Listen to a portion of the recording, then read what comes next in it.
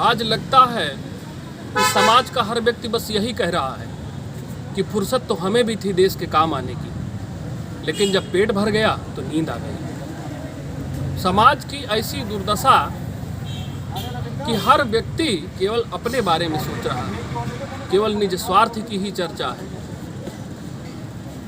आखिर ये कमी कहाँ से आ रही है? लगता है कि समाज में साक्षरता की दर तो बहुत बढ़ गई है, लेकिन शिक्षा का पूरी तरीके से पतन हो गया है। और शिक्षा के पतन के फलस्वरूप हमारा नैतिक और चारित्रिक पतन भी हो गया है। कि हमारे देश में आरक्षण जैसी व्यवस्था लागू है और निरंतर देश की प्रतिभाओं का गला घोट रही है, उनका भक्षण करने का कार्य कर रही है, लेकिन हर व्यक्ति इस पर मौन है। कुछ गिने चुने लोग, कुछ गिने चुने क्रांतिकारी इसके लिए आगे भी आते हैं, तो उन्हीं का समाज उनका समर्थन नहीं करता। तो ऐसी दशा में किया क्या जा सकता है? क्या मुट्ठी भर लोग व्यवस्था परिवर्तन कर सकेंगे बिना आपके समर्थन के? हमारे देश में केवल आरोप लगाने से गिरफ्तारी वाले कानून को रजामंदी दे दी गई।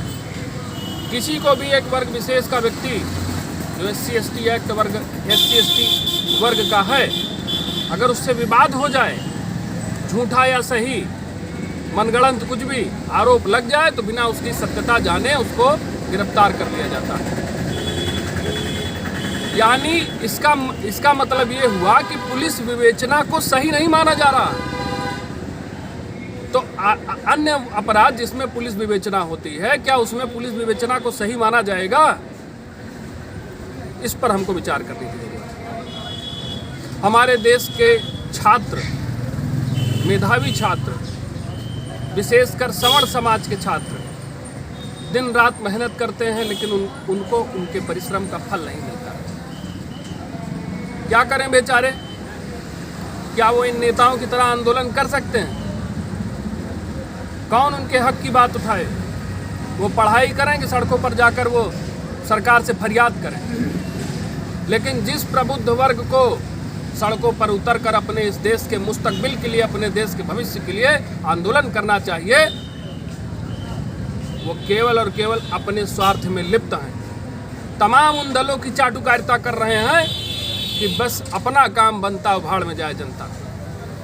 इस नीति पर चलकर हम कैसे समाज की रचना करेंगे, कैसी सभ्यता की स्थापना करेंगे, ये स्वयं विचार करने की जरूरत है।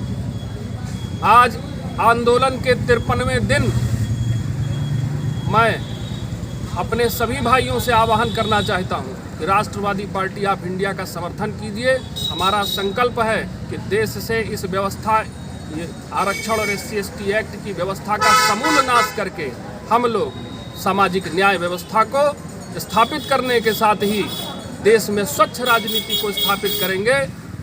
जय हिंद।